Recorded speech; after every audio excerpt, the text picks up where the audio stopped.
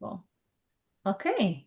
Thank you everyone for joining. My name is Puk Graafland. I am the Manager of Volunteer Services at Catalyst Plus, and I'm going to do a very short introduction to get us started on the second session in our Cultural Sensitivity webinar series. So prior to getting started, just a couple of logistical things. This is a panel discussion, and so attendee microphones will be muted during the entire webinar session. If you have any questions during the webinar, please do ask them, put them in the Q&A box. And if it's directed at a specific panelist, feel free to put their name in. We will try to answer the questions in the chat box during the webinar. And at the end of the session, we'll have 10 minutes to address any unanswered questions as well. The webinar is being recorded and will be posted on my Catalyst Plus, and we'll be using it as a resource to share with our advisors who will be working in the Caribbean in the future. So today is the second session in this series of 5 webinars focused on regional cultural sensitivity. During each session, we spotlight one of the regions that we work in, and today we'll talk about the Caribbean, where our programs on accelerating women's empowerment, or AW, and our Canada CARICOM Expert Deployment Mechanism, or CCDM in short, our programs operate. So these countries are Antigua and Barbuda, Belize, Dominica, Grenada, Guyana, Jamaica, St. Lucia, St. Vincent and the Grenadines, and Suriname. We recognize that each region and each country that we work in has distinct cultural norms and practices, and that it takes time and experience to learn and understand how to navigate cultural differences. Our in-country staff provides really valuable information and tips to advisors before and during the assignment, but we wanted to create a platform where we can have a more in-depth discussion around the cultural intricacies of each country with the aim of better preparing our advisors for their assignment. Because apart from an open mind, patience, and flexibility, knowledge of the culture that you're working in will go a really long way in creating a strong relationship with the partner and client and implementing a successful assignment. So we have an incredible panel of speakers today, so I'll hand it over now to my colleague, Natalie Morris, who is the moderator of the day. Over to you, Natalie. Thank you so much, Puck. Good afternoon, everyone, and welcome to our Cultural Sensitivity webinar series for the Caribbean. I am Natalie Morris. I'm regional representative for Jamaica and Belize. I've been working with Catalyst since 2016, so this year is about 10 years. As Puck mentioned, we have 5 panelists today, so I'll give them all of them, the space to introduce themselves, and we can start with our advisors. So I turn over to Gwen and then Isaac. Thanks very much. And thanks very much for inviting me to be a panelist. My name is Gwendolyn Walmsley, and I've been involved with Catalyst Plus as an advisor since about 2023. And during that time, I've done 5 different assignments in 5 countries in the Caribbean. And before that, of course, I was not retired.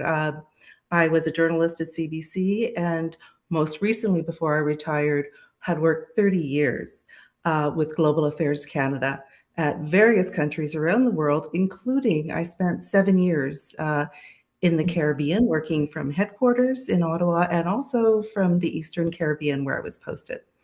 Thank you. Thank you so much, Gwen. I turn over to you, Isaac. Yes, hello everyone. My name is Isaac Persaud. My background is primarily in finance. So I'm a CPA. I've worked in the banking industry for over 25 years. My specialty with Catalyst is in finance, obviously, and conducting business planning and strategic planning. I have volunteered with Catalyst for over 10 years and have volunteered right across the West Indies, starting from Guyana to Dominica, Jamaica, Antigua, and so multiple assignments. And so my background, also, I'm a West Indian by birth, and so I hope I can bring to you some really good insights and experience to this session. Thank you so much, Isaac. I welcome you both to this panel. We'll go now to some of our, we'll start with our country rep for the ALL program. We have Sheila Ketwaru. And I turn over to Sheila to introduce herself. Hi, yes, everyone. My name is Sheila Ketwaru. I'm the CR, the country representative in Suriname since 2013. And well, I look forward to discussing my experiences with you in this webinar. Thank you so much, Sheila. And then my colleagues, regional representative Nkayo. I turn over to you, Nkayo. Hi, good afternoon, everyone. My name is Nkayo Drepaul. I am the regional representative for the CCDM program for Guyana and Suriname, and I have been with the program since 2023. Thank you for having me today, and I look forward to sharing my experiences with you guys. Thank you. Thank you, Nkayo. I got it right this time. All right. Felix, my colleague over Hi, in St. Lucia. Yes. I am Felix Finisterre. I'm the program representative in the Eastern Caribbean, Antigua, Dominica, Grenada, St. Lucia, and St. Vincent and the Grenadines. So I bring to bear some experience in terms of governance and culture. So I can share this with you as we progress over the next few minutes.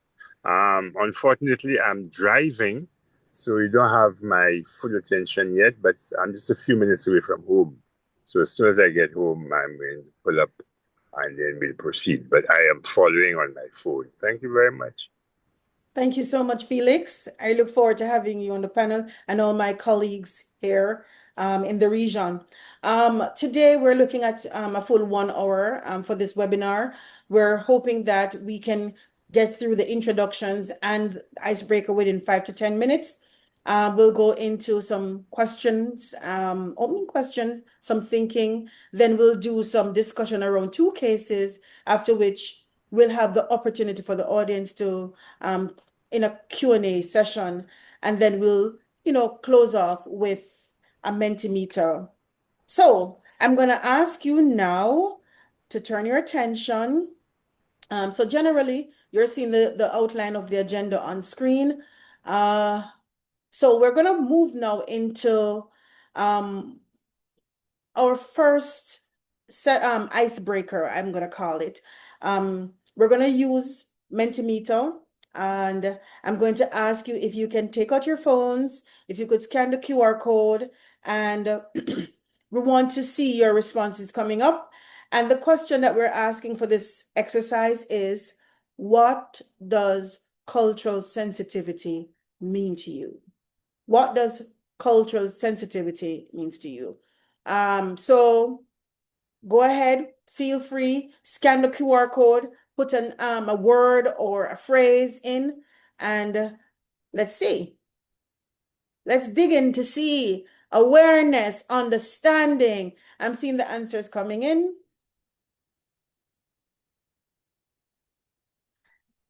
Respect. I love that. Listening.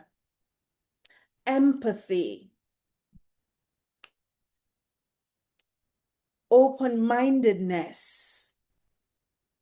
Empathetic understanding of, curiosity is there.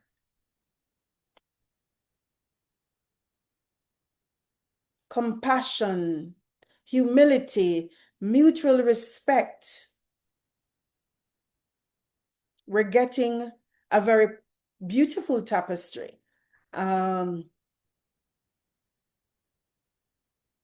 am seeing new shapes. Awareness, respect is coming up again. Being aware, generally. Ask questions. Non-judgmental.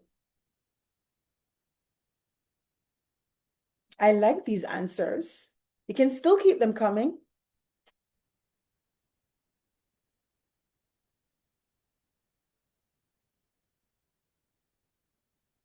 So far we're getting commonalities Being present is another one. Listening again coming up. Learning.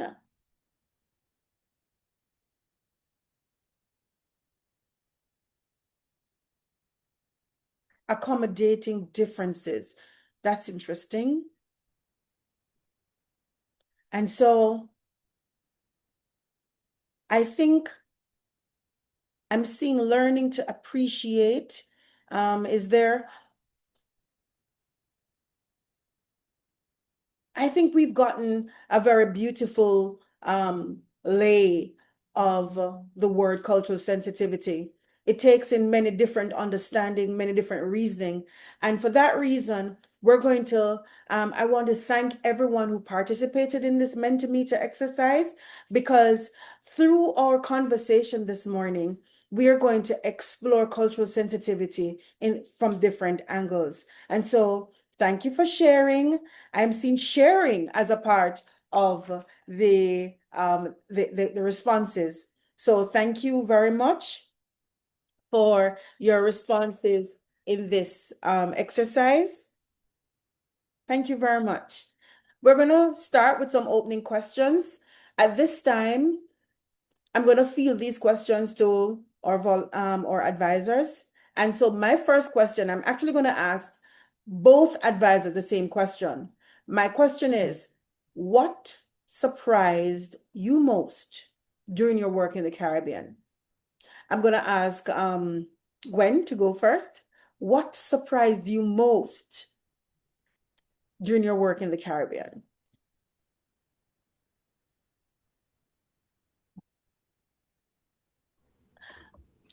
Interesting.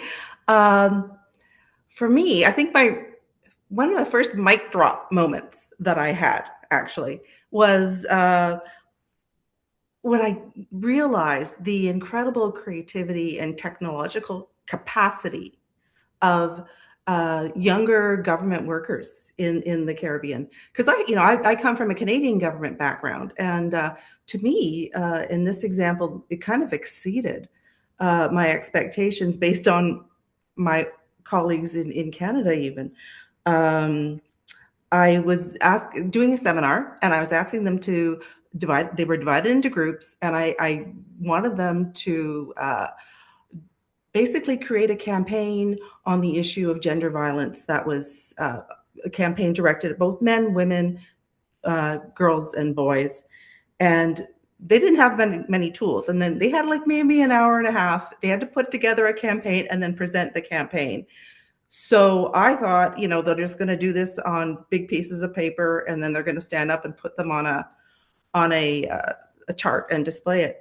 But both groups that I was working with, and this particular case was in Grenada, but I saw it, I did the same presentation elsewhere, and I saw this in other countries, they use their phones. And the technological capacity in the audiovisual materials that they produced was almost professional quality in an hour and a half on their phones. I was astounded. Sure. Thank you for that share, Gwen. Let us hear Isaac's perspective on this. That's interesting. Isaac, the same question, what surprised you most during your work in the Caribbean? Thank you very much, Natalie. Yeah, two things surprised me, and I think one is very brief. It was a very formal setting. So the folks, once they attended the meetings, very business oriented. Let's get down to work. Let's get the job done. And that surprised me because, my background, I left Guyana many, many, many years ago. And I thought, well, we probably have a very relaxed atmosphere. But once we got down to work, they were very much, let's get the task done. And then formality in the sense that there is people addressed each other by their last name, Mr. Persaud or Miss Morris or so on and so forth. And that took some adapting for myself to because being in Canada, we are very informal. We call each other by first names. So I think that was really one of the big ones for me. And then the other one was everyone was pretty much on time. For example, maybe there was one situation that I encountered, but generally people were on time. They got tasks done. They worked really hard. So this is all a bit of a from going back on my history of being part of that culture and community. This was a very pleasant surprise, and I was very happy about it. Well, thank you for sharing that, because I know of the misnomer of the island time. So to hear you say, people are on time, Yeah. the formal setting and those things, but we're going to delve a little bit more later. I want to ask Gwen. Gwen, can you think about a moment when your cultural expectation differed, or I'd say the cultural expectation differed from your own? What happened? Yeah, and I'm going to reach back in thinking about this to when I was working on the Caribbean program. As I mentioned, I was the deputy director on the regional Caribbean program that we covered. Oh, I can't even remember. I think it was 10 to 12 members of CARICOM, and I got asked to help my trade colleagues, because they were in the process. This was around 2010, 2011, of negotiating a free trade agreement with CARICOM countries. So I was out in the field with them as part of these negotiations, and we're having meetings and stuff. And one thing is that this was fairly early in my involvement. I kind of thought of that there was some homogeneity to the Caribbean. I assumed, and there are commonalities, but I was struck by the diversity, both between the countries and then within the countries. Different languages, different religions, different levels of capacity, different levels of development, different aspirations, and this was brought home to me. I think some of the larger countries like Jamaica and Trinidad both had called me aside, just, basically was at cocktail parties in between the meetings, and outlined that they had very different aspirations from some of the other countries, because I had thought that they would be very much similar, and they were much more diverse than I expected. And this, of course, did have an impact on the negotiations because they had different aspirations. Thank you very much, Gwen.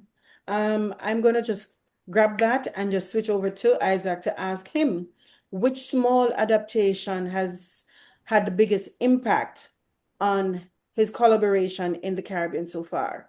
Thank you. This is particularly to do with the Water Authority in Jamaica, a good example, where I was called in to prepare or finalize a number of standard operating procedures. And the challenge was they needed to get it done quickly. However, the flexibility of understanding the rhythm of their business, these folks, I would say advisors should take the time to understand that, because understanding that they have to go through an audit, they're dealing with weather situations, they were dealing with supply issues. All of these things were happening at the same time. And so an assignment which should have taken 2 months took about 6. Granted, we took our time, we got it done, and we got more than the number of operating procedures completed, but flexibility, and they appreciated it. And I think more and more as advisors, if we can work with our partners and understand their business, understand the challenges, it goes a little bit outside the realm of just what we are called to do as part of our work plan. And it's that, and it builds a lot of trust, and it builds a lot of rapport and care, and it shows empathy, as came up in our slide at the beginning. And so that was just being flexible in that way. He made a huge difference. Appreciate that feedback so much. I want to get the perspective of my colleagues. And so I'm going to ask Nkayo in Guyana. She is a regional representative, Guyana and Suriname. I'm going to ask her perspective. From your perspective, Nkayo, what helps to build trust early with a CA, based on your experience so far? Between the CA and the partner? Yes. I would say that the CA's willingness to go into a organization or a ministry and really want to get to know the persons within that organization and ministry. And it's, asking the question, tell me about yourself, right? Because I see this as an opportunity, not just only for a working relationship, but also for a cultural exchange. And once you could get the opportunity of learning the culture of your partners and learning who they are as a person, and as a employee of that organization and that ministry, then it creates a rapport and a trust between you and the partner that then makes things much easier, makes the work easier, I think, right? Because you have an understanding between each other that you can build off of, and keep the momentum going throughout the assignment. So when there are ups and downs, there's not frustrations because there is understanding that you took time to build early on in the beginning of the assignment. Thank you very much for that feedback, Nkayo. I also want to hear from Felix, who is over in the Eastern Caribbean. On that same perspective, Felix, would you just share from your perspective, what are some of the things that help to build trust in early for the CA I would and the say, partner? one of the most important ingredients, when I always look out for and ensure it happens, is that there is a common understanding on both sides. So once a launch meeting during that period, that there's a clear understanding. It says, well, your experiences, what is your understanding of the needs and the requests from the partner, and from the partner on the other hand, what are your expectations? And once that is clarified, that is always important, because we've had situations where there is mission creep and people want to do one thing or the approach is not right and so on. I think that's always critical to start by establishing that base understanding, right, between the two parties. And in our culture, we tend to be informal. We don't tend to be sort of a tick in the box and so on.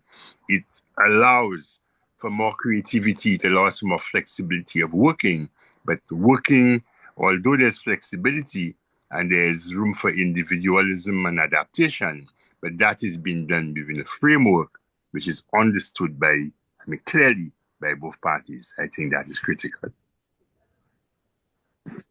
You so much, Felix, for that share.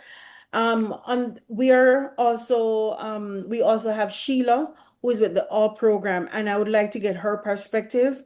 And so at this time, I'm going to ask Sheila just to share her perspective from your perspective with the All program, which is that program targets more the private sector or individuals in the community, as opposed to the CCDM program that focuses more on government, ministries, department, agencies. I'd like to get your perspective.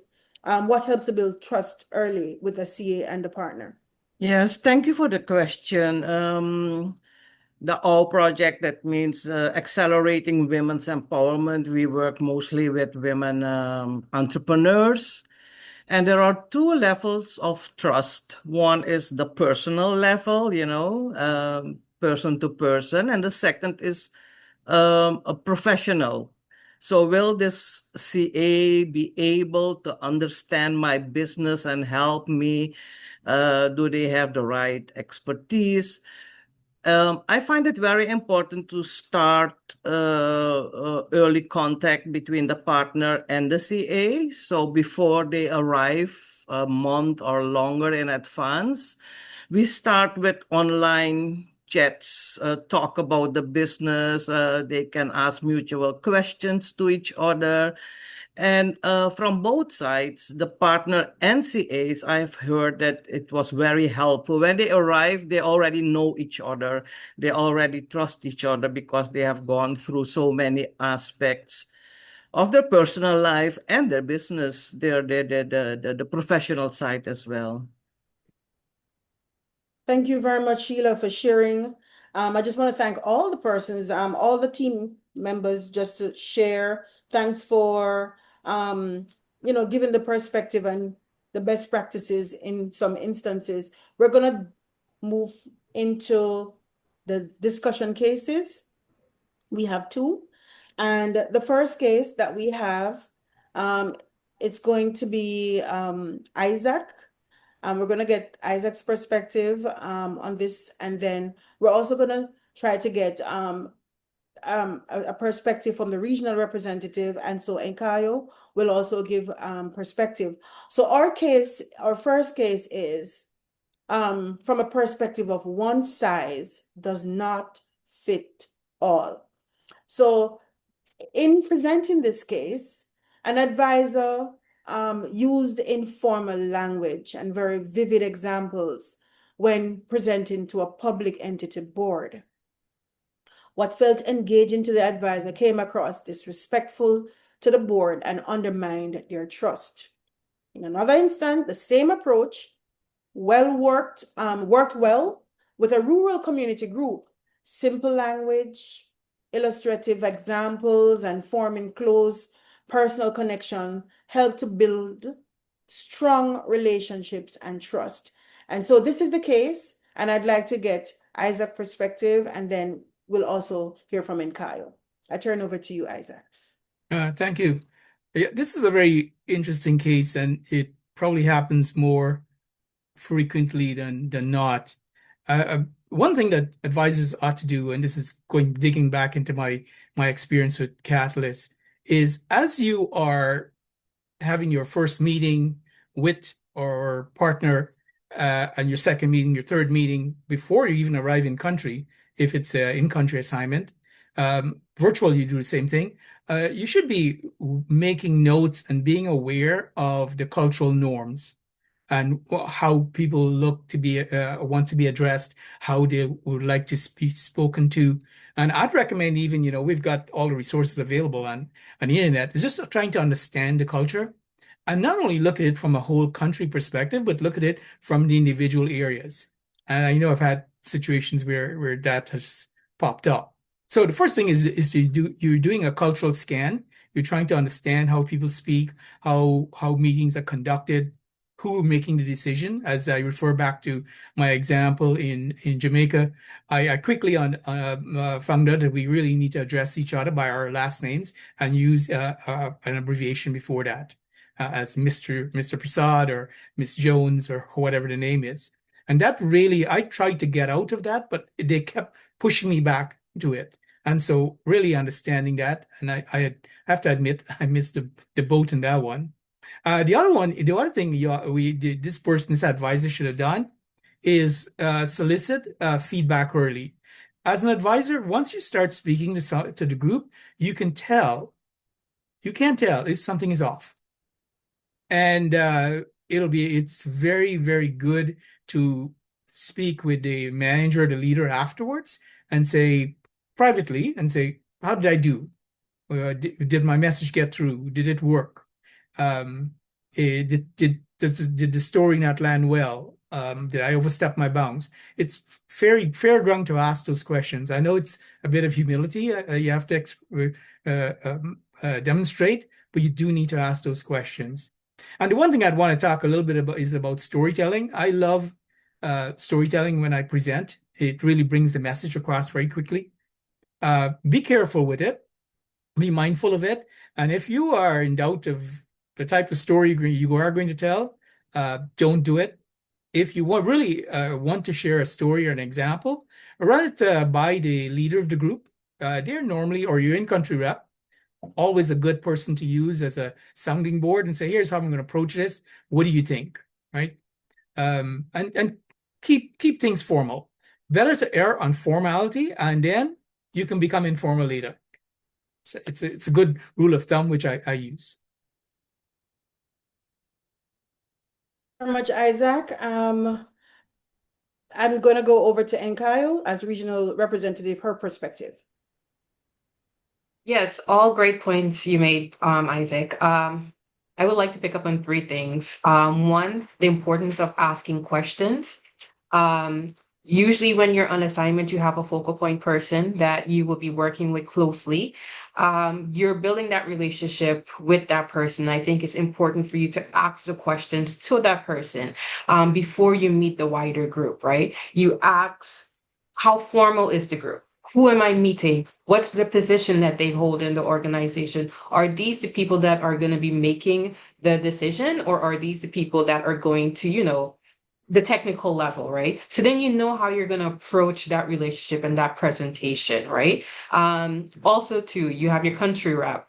I was born and raised in Guyana, but I also lived overseas. I have both understanding. Ask your country reps those questions and concerns. Yes, you may do research online and you might read up about the country and what you think you might know about the country. However, I would not tell you to rely on what you've read 100% on the country, because for CCDM, you're oftentimes meeting with government officials and certain things can come over different, right? To who the governing party is. So it's important that you talk to your country rep about things that you should be talking about and things that you should not be talking about. Also, too, Isaac mentioned storytelling is great, and I think that's awesome, right? It oftentimes builds rapport. It creates relationship. It bring down boundaries, right? That may be in place. But appropriate storytelling is very important and very key, right? And having your country rep and also your focal point in country to ask those questions to and build that relationship with is very important. So for me, I would say ask questions, build storytelling, yes, but appropriate storytelling, and liaise with your country rep. And I like to pick up on something that Gwen said earlier too, that the homogeneity, thinking that everyone is homogenous. Not, you might have worked with one country organization or government ministry, and you might think that the other country government organization and ministry is the same, and that's not the case, right? So every time you engage with a new partner, even in the same country, it's still important to go into that relationship with the same things that you went into before. That's it for me. Thank you. Thank you so much, Nkayo. I'm going to go to the second case because I know that we're our time. So I'm just going to jump into the second case and we're going to get the opportunity to do some recap later on. But thank you so much for sharing those perspectives. Our second case is looking at when good intentions meet realities. So during an assignment with a partner, a senior authority requests support for a procurement reform initiative. The advisor provides guidance, mentoring, and reviews the draft procedures. The technical staff attend meetings and express general support, but progress is slow. Meetings are postponed, drafts go unreviewed, and feedback is minimal. How do we address? We're going to look at this case, and in this case, we're going to have Felix, Sheila, and Gwen as our advisor who will be leading. So Gwen will take the lead, after which Sheila and Felix will give their. Thank you. Okay, yeah, actually this comes up quite a bit, and I think we're talking, most of my assignments have been in the public sector, dealing with Caribbean governments and people who are government employees. So it's going to be in this context. One really important cultural difference that I've noticed in all of my interactions with people who are working in the Caribbean, Caribbean people, is the orientation of us in Canada is really quite individualistic towards work. Yeah, we have family constraints, we're stretched in different ways. But I find in the Caribbean that people have almost more demands on their time. There's a real community, family orientation, and there's a lot of demands placed on people. People play a lot of roles. And so when you get something extra at work and you're told, okay, you're going to be doing this on the side, it can almost, it's very stressful to people, which is why in the past I've seen, as an advisor, it feels like they're not paying as much attention to the important work that you've been, volunteering your time to advise on. But they really are stretched.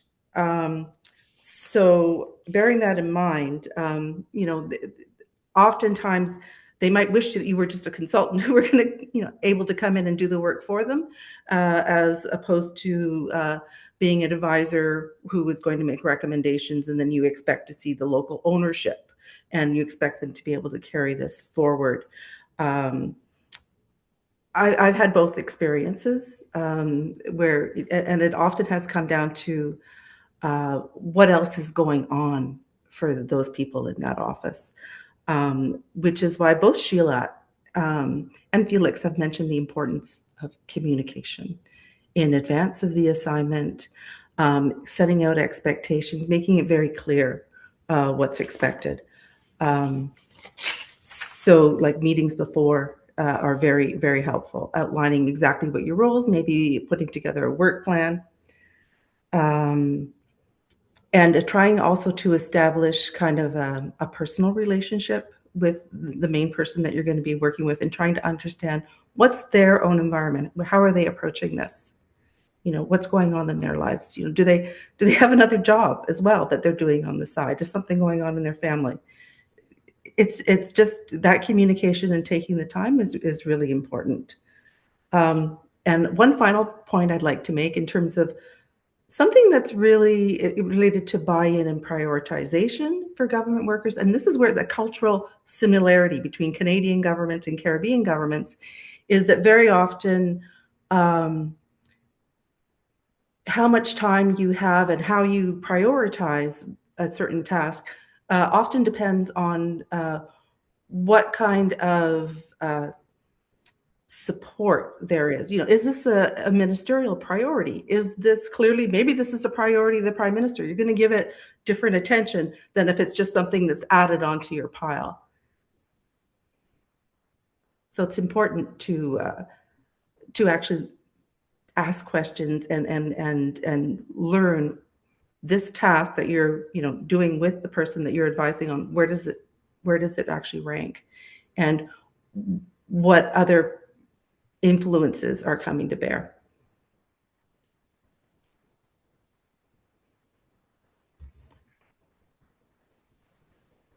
I think you muted. Oh, thank you Natalie, very I much, think you Gwen. muted. Yeah. Yes, thank you very much, Gwen, for that. I've noted those points. And I turn over now to Felix, and then we'll go to Sheila. Yeah. Gwen, sorry, let me just mute this. Gwen, I think you're really spot on. All the points you made are really, really germane and relevant to what we're speaking about here. And it's very consistent with our experience. How you deal with this? The first simple word in terms of definition is no. It's not a consultant. It's a CA. It's a Canadian advisor. So the person is coming to work with you to facilitate the work and let you do some of the stuff you want to do. The second one is to understand very early whether it's a new initiative which is not being done or has not been done because of technical limitations, or it's not being done because it's low priority and we don't have the time and so on. So I think we have to make a distinction from very early. Sometimes both cases apply, but if it is something that's not been done because it is low priority, it could be, well, we don't have time, we have other stuff to do and so on. So when you come and you ask me to get it done or to collaborate, as Gwen quite rightly said, they tend to say it's extra work you're giving me, I'm not being paid for that, we're busy, we're overwhelmed, it has not been done. So you have those kind of frustrated efforts. It is in the budget, it is in the work plan, it is in the policy statement of the government, but it has not been done, and you must find out why it was not done. Is it not done because there's an absence of capacity, and therefore if there's no capacity, we come to help you? That is always the better ideal case. If it's not been done, or if it has not been done because it has not been given the priority attention, and therefore you're getting somebody to relieve you, right, of that task. So you have to do it, but you've never bothered with it. So you relieve somebody come and relieve you. There is not likely to be that commitment and that alacrity to get it done. The third aspect of it is when you try to get a committee or you try to get a backup team, or you say, okay, let's get a working group. And so you could tell sometimes very early when the launch or the early discussions or during the virtual phase is only the permanent secretary or the technical head of the department, and you don't get other technical staff being part of that working group, you are likely to run into trouble, because when, as the case says, when the review has to be done of the first draft, either from Gwen, right, of Isaac or anybody, and those drafts are sent back, it's not for the permanent secretary alone or the head of department or the technical head of that department to review it. It requires a team. And so that kind of commitment from the team that we agree, we will meet every once a week or every fortnight and so on. And that kind of commitment must be signed into. So Gwen, you're already spot on. And I think I'm just kind of reiterating a lot of what you said. But the lessons from that case are very relevant, very pertinent, and it happens to us almost all the time. Thank you very much, Felix. And I just want to say that Gwen and Felix, you've shared, and the perspective somewhat is from the public sector perspective. Sheila is going to share now, and her perspective is more from the private sector and from a community level. So I'm very interested to hear her perspective. So Sheila, I turn over to you. Yes, it doesn't differ very much, but I will try not to duplicate all the things said by Gwen and Felix, which I underline 100%. So working with organizations, for example, can be very bureaucratic as well, like the government and hierarchic. So when you have your contact person, maybe this person has to go through a hierarchic, process, talk to her boss, the director, or with other staff members, consult them first. So it can take some time before they react. And when working with, well, let me say, private businesses are more direct. I mean, the business owner or the manager of a business is still very much occupied with the business going on. So that can also create delays in communication. While working with the CA, there are other things that this person has to take care of. Working with the community is different. If you work with an indigenous or maroon community, a rural community, the communities are, they have very democratic processes. They don't easily take decisions on their own. They have to go back to the community to discuss solutions and which way they want to go. So that also can take time. Many of the community members are not used also to working with emails. I've noticed that WhatsApp groups works very well with them, more informal communication. Often I see an email and it's not answered after 2 days, and I have to send them an app. Hey, you got an email. Please, can you read it and answer as soon as possible? So those are the things that you can come across. Another aspect is that Suriname is the only Dutch speaking in the region, and documents, emails, and everything have to be translated to Dutch first before everybody is informed and understands well what it is about. Suriname is very diverse, as Gwen was saying. That was one of her experiences as well. We have so many peoples, 5 huge indigenous tribes, 5 maroon tribes, so many languages. I myself have to adapt all the time and get to learn also how to communicate with them best. Thank you so much for sharing that, Sheila. I just want to say we got some great points from both these cases. Um, Having Isaac speak so about the cultural scan, understanding really and truly how to read the room, if you want to say it any differently. When you go Yeah. into a new organization, whether it's public or private, that is really necessary so that you can start to build the trust in that space. Soliciting feedback is necessary. Storytelling, consult. If you're going to storytell, make sure that you bounce it off on someone. Consult, ask question, as Nkayo said. It's very important for you to know who the persons are, and there's always a focal point. So, liaise with the focal point, liaise with persons, and, build that communication freedom so that you can actually get a great feedback. The point of buy-in, whether you're in government or private, there's a need for you to get buy-in, and depending on the organizational buy-in versus the buy-in from the persons who are working on the project or the assignment, it is necessary.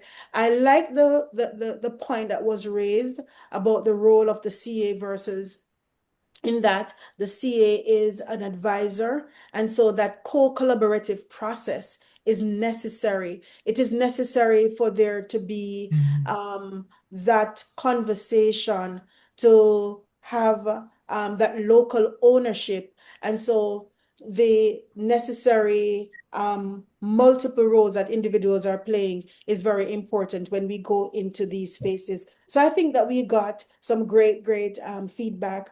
The idea of the WhatsApp group is also necessary, because in the Caribbean, there are many persons communicate via WhatsApp. I also saw in the chat a question earlier where person was asking about, I think it was Richard who was asking about the number of groups and how you communicate within groups. And I know that Kalilia has responded, and I want to thank you for that question, because WhatsApp groups, yes, you can create them, but also there's a way, if depending on the chat, you might have subgroups so that everyone is not seeing everything that everyone is saying, and it can get, if there are too many messages, it can be drowned out by the important messages. But thank you. So we're going to go into the Q&A section of our webinar. We have received some questions, so I'm going to, let's go straight to the chat. And Poke, you're going to help me here? For sure, I can help you. Do you see the questions? Would you like me to read them Yes. aloud? Yes, thank you. Okay, great. We'll start with the first question that's unanswered. They're asking, when selecting advisors for roles, in the selection process, do you prefer applicants from the same regions or countries? For example, originally someone from Guyana who will be giving advantage over to going to the Caribbean or Latin America region. I think I can answer this question if you like. We don't really look at the background of people. It's more about their professional experience. We do look at languages, so I think that's another question that I can link in. Where is that? I think it's answered, but I will talk about that. The question is if how important it is to speak fluently Spanish. So that really depends on the assignment and the partner. So if the partner specifically requests someone a Spanish speaker, then we would specifically look for an advisor who speaks Spanish. So not really about the cultural background. We look more at the language background and the professional expertise. Next question. Here, building on Gwen and Felix's earlier comments on the consultants versus the advisor dynamic, Would participatory processes with greater local ownership and capacity building activities, such as workshops, be perceived positively or negatively across countries in the area? So I guess this is a question maybe for the country teams.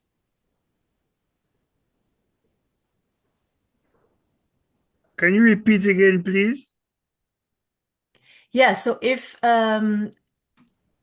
participatory processes with greater local ownership and capacity building activities, would they be perceived positively or negatively across countries in the area?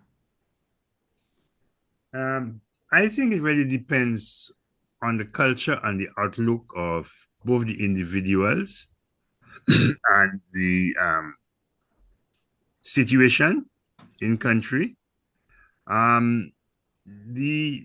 The public service, and we're talking about the public service because that's where most of my work has been done, is that a lot of it is, the public service is very hierarchical.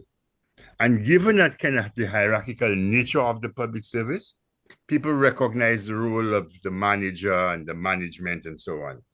So it depends on that person and what is the rapport established early between the leadership of that government department or ministry and so on. And if this is good, and we've had mostly positive, that the leadership is almost always in favor and say, yes, we want that done because the minister endorsed it, or because we believe it's something that we had to done and that we had to get done. It's a frustrated objective, which we had to pack, and now we're getting some help with it. So leadership is always, most times, on board. The challenge is to get the rest of the staff, the subordinate, to come on board and to take on the additional burden or task. And if that has to be done, and if you want to be participatory and you want people to make input and to have ownership, then that must come before the commitment of the time and the commitment to review, right, and to make the effort to make a thing work.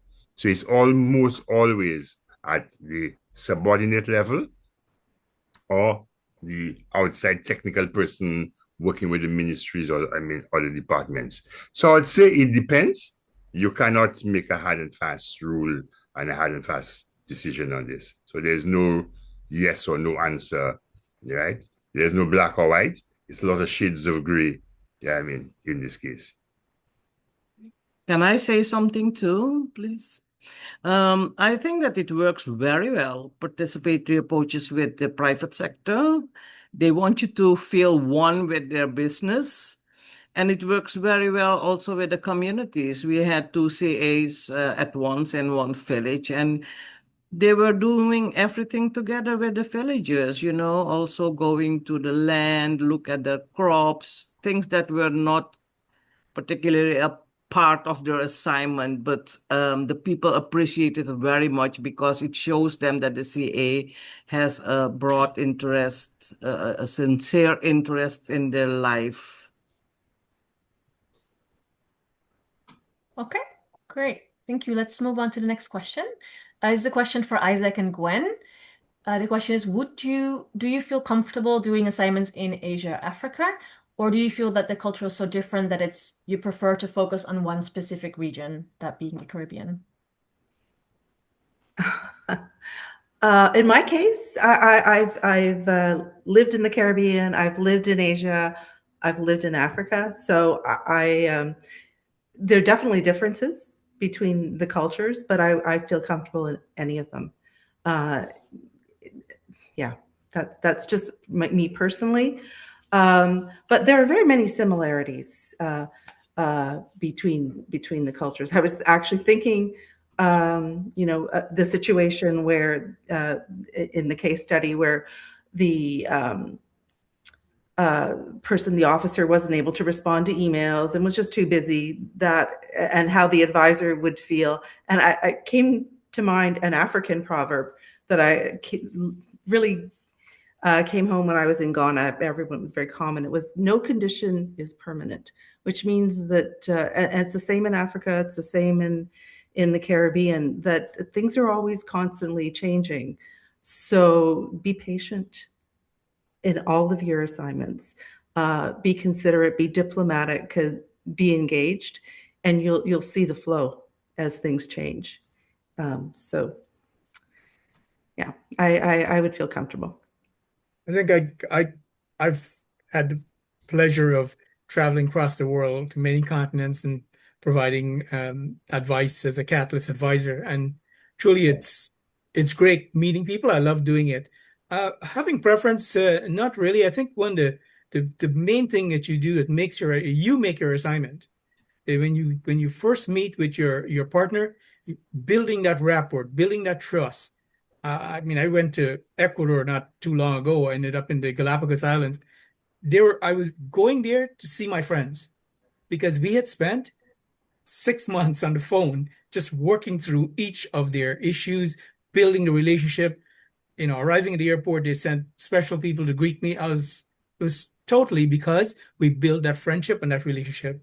And still, after I'm done, I'm back, I still get a WhatsApp message. It says, "Hey, how are you? How's your day going?" It's the best message you can get. And so there's no preference. I mean, I would love to go to warm places, of course, but definitely it's how you build that relationship in advance makes the assignment completely, make or break it, really. Natalie, I think we have a couple more questions, but I think we're running out of time, unfortunately. So I don't think we can answer all the questions. There is a really nice note of one of the participants that I'd like to read out as a nice way to wrap it up. That the takeaway from all of this discussion is that based on the diversity of cultures across the region, and that you may be dealing with government, business, or local groups, that every assignment needs a cultural discovery phase to understand the client's and the partner's position better for success. So that's a really nice way to phrase it, a cultural discovery phase, specific to that assignment and that partner or client. I love that. I think it's a nice way to segue into our last Mentimeter question, which is, what is one thing you can adjust in your next cross-cultural interaction? That's our second Mentimeter question. And then our last, what is one thing you can adjust in your next cross-cultural interaction?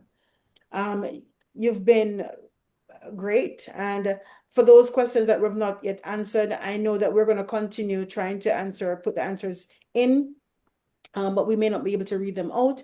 I just want to hear your feedback coming out of this session that we just had. I want to thank you for being here. But before you go, please, I would like to get from you, what is one thing you can adjust in your next cross-cultural interaction? Again, scan the QR code and you can start putting in your answers.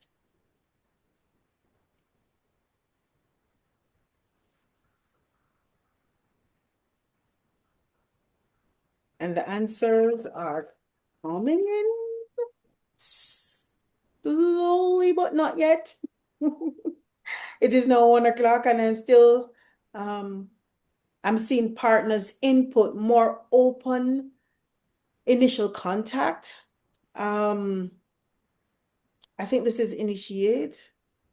Hold on. Eliminate preconceptions, discovery, slow down, more open initial contact, listening again. Don't be afraid if asking, don't be afraid to ask. Think about enterprise versus government. Start very formally.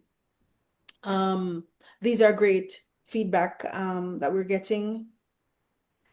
I really want to thank you today for joining this session. As we close, your inputs have been great, and the information will be available. This webinar will be available as a part of the sensitization for persons coming into the Caribbean for assignments. And so even the responses that were not read in the Q&A section, you'll see some of those in the in the chat when you do. Want to thank you all for joining. Have a great day. Thank you very much.